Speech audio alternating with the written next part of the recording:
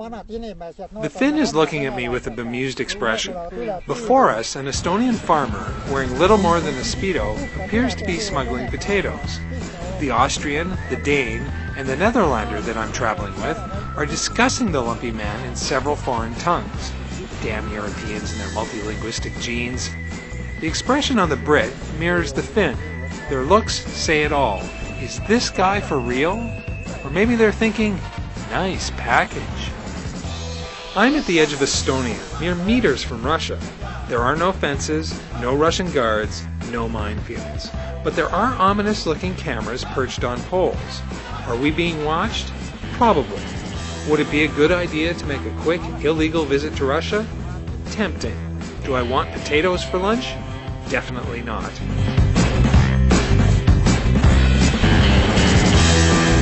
So how did I come to be standing in this remote place with a half-naked Estonian farmer?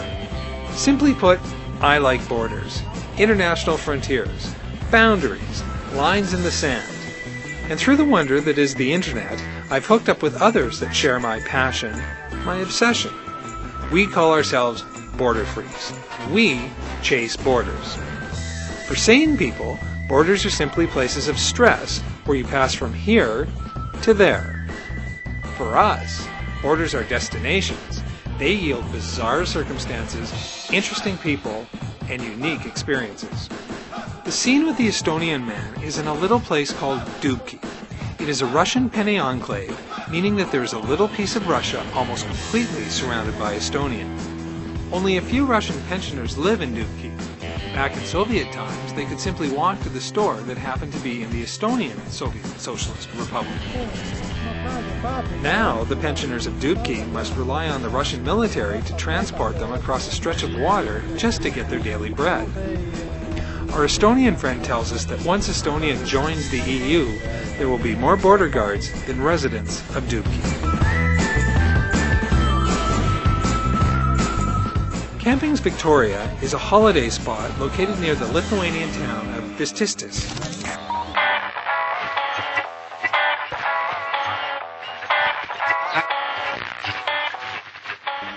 It lies near, or rather on, the boundary with Russia.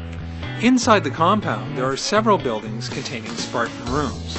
There's a restaurant, there's a bar, and there's a lake, Lake Vististis. This is where it gets weird. The lake is Russia. The border is the edge of the water. So sand, Lithuania. Water, Russia. There's a dock that pokes into Russian territory. Just by walking down the dock, you walk into Russia. There are no border formalities because the owner has made a deal with the Russians. His guests can go several hundred meters into Russia without fear of arrest. But the Russians are never far away. Patrol boats pass by often. The other guests seem blissfully unaware of this odd political situation. In fact, they're throwing it down in a covered picnic area.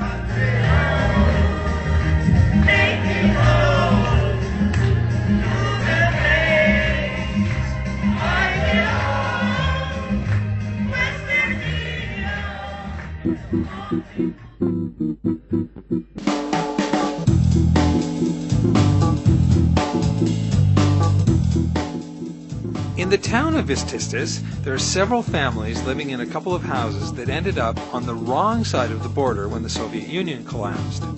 They've been struggling to have the border relocated to the other side of their homes. These people are allowed to cross the border with little official bump, but we bring out the Russian cavalry when we wander past the edge of Lithuania. The Russians not only shoo us from a line painted on the ground, they also make us go behind a gate blocking the road. The gate is deeper into Lithuanian territory. Rather than creating an international incident, we snap a bunch of photos, curse under our breath, and walk back to our van.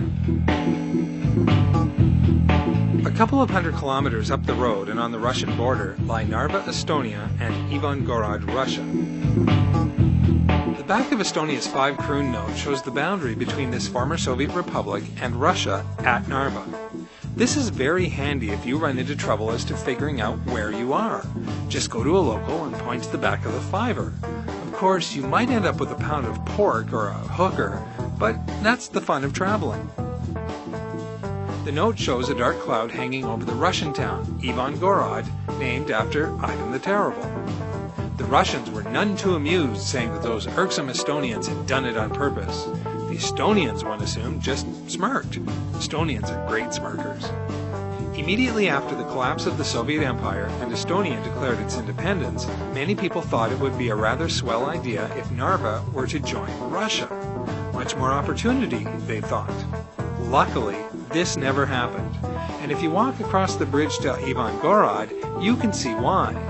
Russia is poor. Estonia, by comparison, is a swinging country with tons of Finnish and EU investment. After walking across the bridge to Russia, and surprisingly breezing through customs, we started to explore this dusty town. The differences are striking. It's as if no one has painted the place in 40 years. Soon, though, we discovered an outdoor market that sold all sorts of stuff. I was looking for some Soviet remnants, but there was nothing really to be found. The best I could do was a tacky passport holder that said Russia in Russian on the cover, and it was made in China. I love these, though, especially when dealing with Canadian or American customs. They never seem to get the joke. We found a row of shops that were on the ground floor of a really ugly apartment complex. From the outside, each shop looked like it was abandoned. There were broken neon signs from Soviet times that probably described the contents of the stores. But these days you have to pop inside the shop to discover what they sell. And this turned out to be the same thing. Each store sold everything from vodka to tires. This is capitalism in Russia. After a quick chat over a couple of beers with a few Russian soldiers, it was time to head back to Estonia and continue our journey home. Borders are fascinating places, and there are many reasons for this, but for me I think it's the fact that they go back to tribalism. They are fought over, they are outposts, yet they are the very definition of a country. They're never given very much attention until something happens or you cross them. They mark linguistic, ethnic, religious, economic, and political differences. On one side, there can be opportunity, the other side, repression. Yet these lines often create unique communities and circumstances for the people that live there. From the divided island of Cyprus to the Peace Arch south of Vancouver, you never know what stories you'll come across when you explore the world's borderlands. I'm Doug Murray.